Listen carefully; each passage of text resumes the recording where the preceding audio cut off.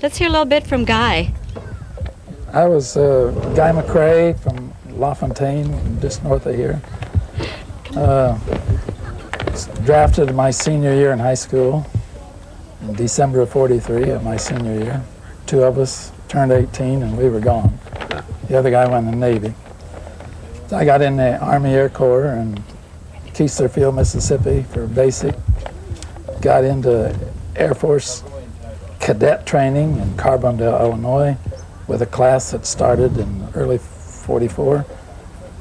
And they come out in the spring and says, anybody not 4 months in their training is cutoff time. So our class had just passed 3 months, so they cut that off. So I ended up in gunnery school because I still wanted to fly like a dummy. Went to Laredo, Texas for aero gunnery. Finished that and went to Westover, Massachusetts for a crew. Went to Chatham Field for crew training. And then we were picked for spatial training. And the bunch that was trained to go overseas, they split them in half and sent half to 15th Air Force, half to the 8th Air Force. And they picked 4 crews and went to Langley Field, Virginia for something special.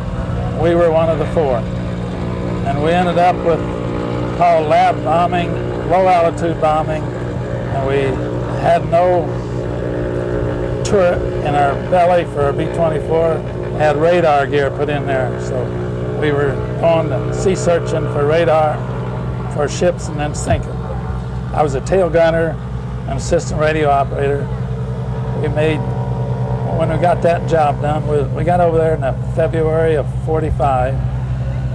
We got that job done, and they moved our squadron, which we were assigned to the 14th Air Force Flying Tigers, Chenault's Flying Tigers, 308th Bomb Group, the 373rd Squadron.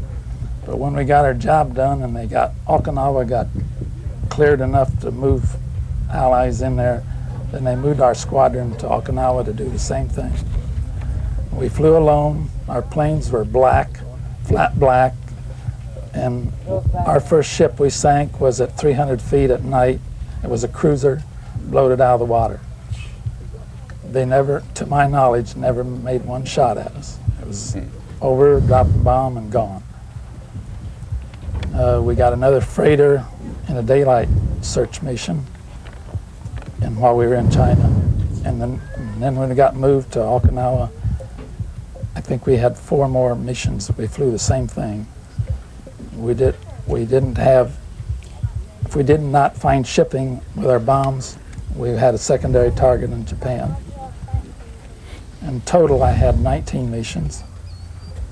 All but 2 of them were single planes, nobody involved.